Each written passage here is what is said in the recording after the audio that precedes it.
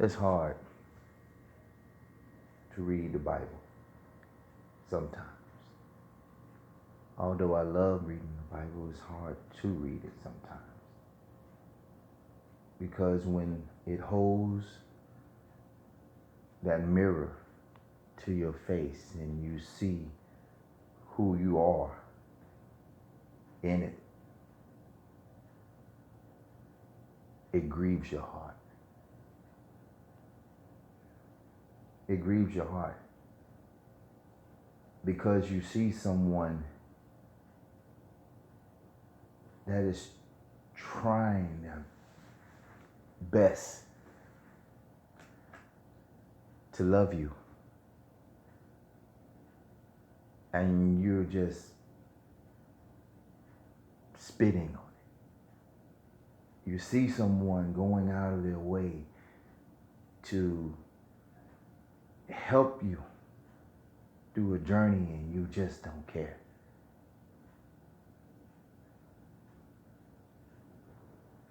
I know it's tough for us because the first thing we say is that, well, why would I give my life to a God that if I have to suffer and if I have to go through things and if I have to go through pain, why would I give my life to a God if I still have to go through these things? We want to come down to the altar and give our lives to God and have to go through nothing ever again. We often say, how is it that we could serve a God that will allow loved ones to die or to allow bad things to happen all the time?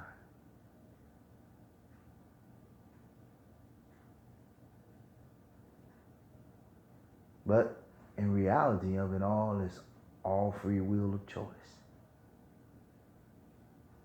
It's all free will of choice. There's nothing pushed upon you or pushed upon me. It's all free will of choice. And when you read the Bible and you start with Adam and Eve, and you start with the conversation between Eve and the serpents, it leads us to just thinking about how we choose to do our own. How we choose to want to be in control. The serpents tell Eve, if you eat of this fruit, you won't die. You'll be like God. And the desire for us to want to control our own destiny and want to be in the driver's seats leave us doing something that will cost us. Because when the serpent has the conversation with Eve, it is like he says to her, there will be no punishment for what you do. If you eat of this fruit, you won't die. Your eyes will be open. And you'll be like God. There is no punishment. And knowing in our heart that God has just told her before, if you eat of this tree, you shall truly die. Even if you touch it, you will die. But the ideal, the want, the desire that we have to be in the driver's seat, it is not that we won't suffer anymore. It is that we won't give up our willpower.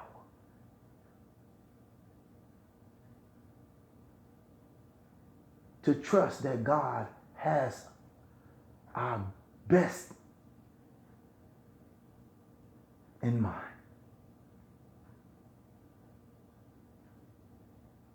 And look how the conversation goes. The serpent talks to Eve.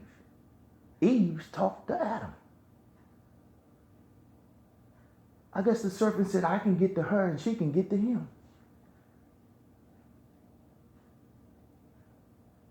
And he's standing right there. Oh, he ain't down the road, or he ain't over on the other side of the garden. He right there. He's having a conversation with her, with him standing right there.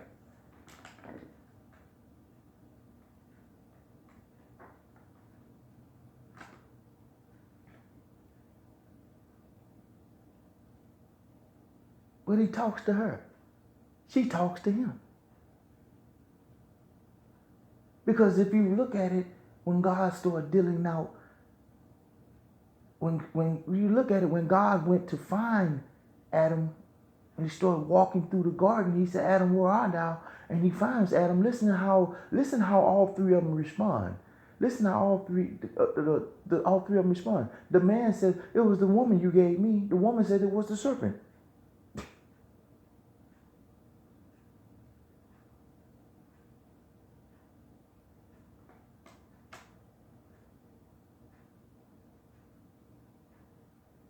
A choice in life. That's all it is when an altar call is called, or to sit down and say the prayer. It's a choice in life.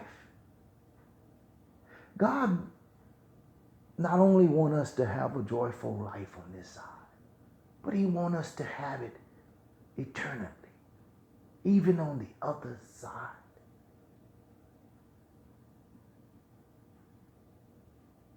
Even on the other side.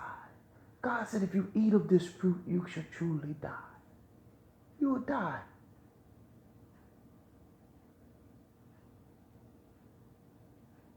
And the devil, Satan flipped it on him and said, no, you won't die. You will see.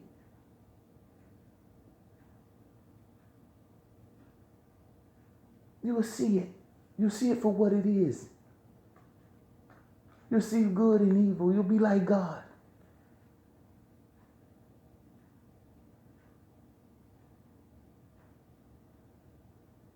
To gain your life is to lose your life.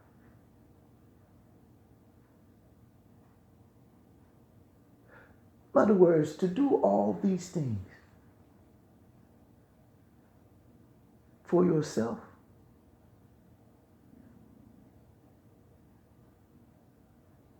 to do all these things for, that's because when you think about that, to do all these things for yourself, it reminds me of Lot.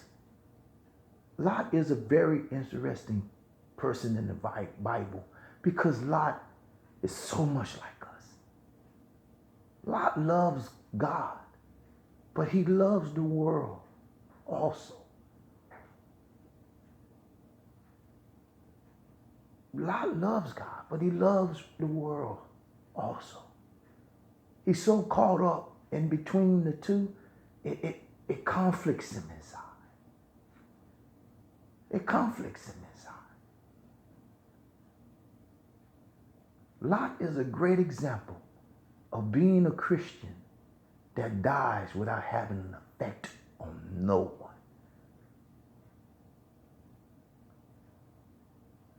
If you don't believe me, read about Lot. You'll find him in Genesis. Start at chapter 12. Lot is a great example. He only cares for Lot. He could sit in Sodom and Gomorrah with all that work around him, all that Samaritan work and all that testifying, but does none of it. Does none of it.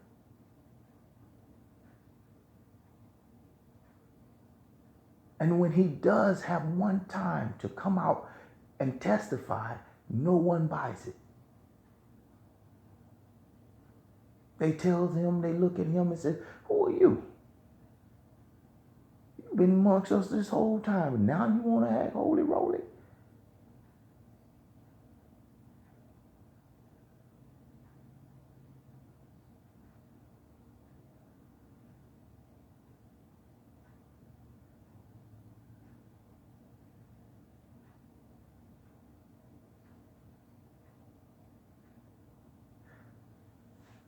That's the toughest thing about it.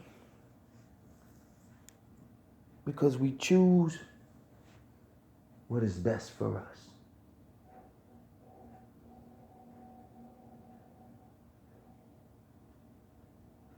The serpent didn't play on Eve. He played on her desire. Whatever you desire most, you will choose.